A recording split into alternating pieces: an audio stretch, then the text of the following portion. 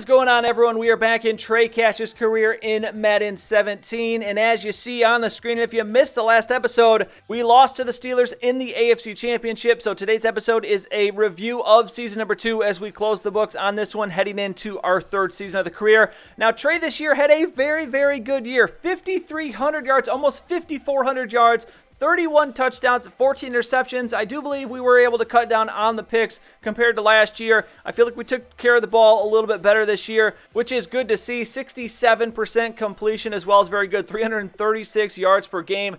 And we got sacked 28 times, which I don't think is too bad. I think that's going to end up falling somewhere in the middle of the league. Now, the running game is a different story here. Alfred Morris, while Forte was hurt, played very well. 166 carries for 711 yards, 4 touchdowns. Matt Forte, 575. 3 yards per carry for him this year, 6 touchdowns. Trey ends up with 2 touchdowns to go along with 70 yards. Did fumble the ball 8 times. I'm not sure how many of those we actually lost, but could probably use an upgrade to our carry attribute. Now, the receiving guys, good season for everybody. Devin Smith leads the team with 1,200 yards, 5 touchdowns. Safarian Jenkins leads us with 109 catches to go along with 1,185 yards and 8 touchdowns. Anunwell, 1,000 yards and 8 touchdowns. Decker, 816 and 3 touchdowns.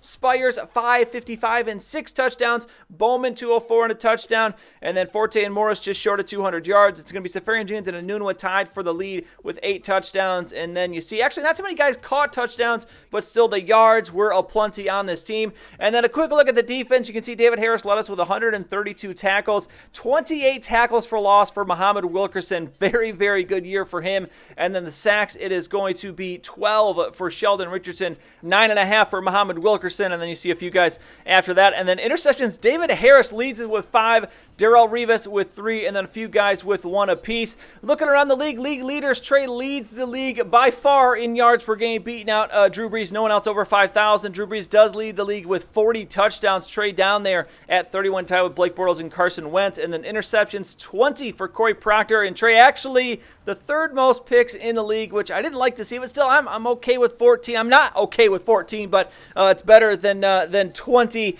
And then the running game, it's going to be LaShawn McCoy just demolishing the competition. 418 carries, almost 2,000 yards, 18 touchdowns, as that's impressive. He did end up winning MVP. We're going to see that in a second, but he does win MVP. And then you can see some of the other guys there in the running game. And then receiving, it's going to be Brandon Cooks leading the league with 113 catches. Safarian Jenkins tied for second receiving yards. Antonio Brown was 1,660. Brandon Cooks right behind him. And then we are going to find Devin Smith down here at, I think, about like 6th or 7th in the league. And then touchdowns, it's going to be 13 for the tight end Jordan Reed, 12 for A.J. Green, and then a bunch of guys with 11 apiece. Now, looking at the team numbers, we finished out 2nd in offensive yards, 18th in defensive yards, so pretty average to say the least. 9th for points scored, and then it is going to be 22nd for points allowed. So, yeah, the defense, I think, took a step back this year. You see LaShawn McCoy did win MVP, beats out Drew Brees and Andy Dalton. Trey finishes 5th in that race. Offensive Player of the Year, we finished 3rd, which is better, but that's going to be LaShawn McCoy again, and then Andy Dalton. David Harris misses out to Khalil Mack for Defensive Player of the Year. Unfortunate there. Offensive Rookie of the Year, you're going to find Chantrell Spires in 6th place, which is pretty good. He maybe could have played more, but did pretty well this season. Best QB, Trey finishes 2nd to Andy Dalton, which is unfortunate. That was the one thing I thought we could maybe win. Not going to win that one, though. Devin Smith and Quincy Anunwell was 6 and 7 for best wide receiver. And then it's going to be Sheldon Richardson and Muhammad Wilkerson at 3 and 4 for best D lineman. And then David Harris finishes 2nd to Derek Morgan for best linebacker. And then I'm surprised Sean Sweezum didn't do better for kicking. He had a very good year, but he is going to finish 4th.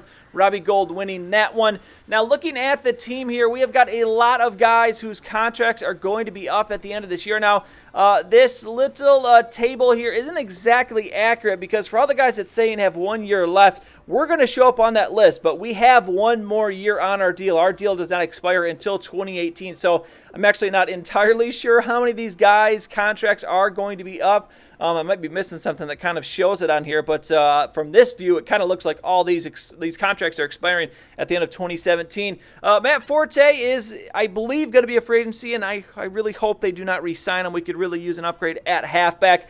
And then looking here, we got to finish this season out. Final thing to do, Seahawks and Steelers. We'll talk more about the roster in a second, but let's find out here who wins the Super Bowl, and it's going to be the Seahawks, 31-38. The Seahawks narrowly edge out the Steelers, so Russell Wilson gets himself a Super Bowl. Nice win for him. And then postseason here, offseason now, we start this out. David Harris has retired, had a very good year. DeMarcus Ware retired as well. And then looking at who he re-signed, not seeing a ton of names here, as actually the biggest name is maybe, actually, you know what? The biggest name is going to be the releases. Bryce Petty, K. Forbath, which I completely forgot. We've been carrying 2 kickers all season. C.O. Moore released as well. So you can see not a lot of moves made so far, which I don't know if that means maybe there weren't as many guys hitting free agency, or if we just didn't re-sign a bunch of guys. Now, as far as the roster goes, we touched on this at the end of the last episode.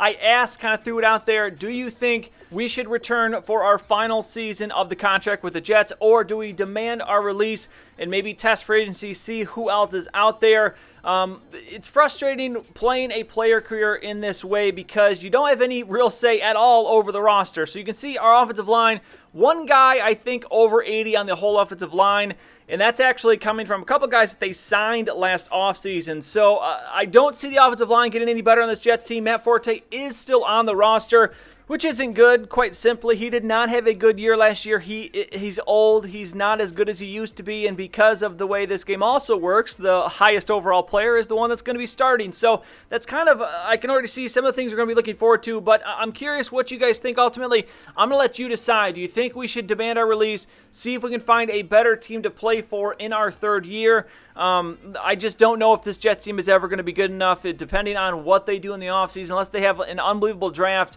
make some splashes in free agency, then maybe that will be different. But obviously, you know, you can't really plan on that. You have no idea what's going to happen, so it's a bit of a crapshoot. Actually, I mean, it's really either way, whether we stay with the Jets or if we try to find another team to go to. If we don't get any good offers, maybe bad teams offering us, then clearly we're going to be in the same position, or maybe even worse. So it's definitely a gamble either way, but maybe it might be nice for just a fresh start, a new team, new jerseys, new stadium, new opponents, that sort of thing. So let me know in the comments down below. I think I'm going to make a straw poll. I'll include that in the description down below in the video, so go take a look at that and make your vote. Do we stay with the Jets for our 3rd year, or do we maybe set our sails in the free agency water and see where that takes us? So let me know in the comments down below. Vote in the straw poll. Otherwise, that's it for this video. Season number 2 is over. We're on to season number 3, off season next time, and we'll see where we end up. Thank you for watching this one. If you enjoyed it, please go and give it a like. I'd really appreciate it, and subscribe to see any future videos that I make. As always, thank you for watching, and I'll see you next time.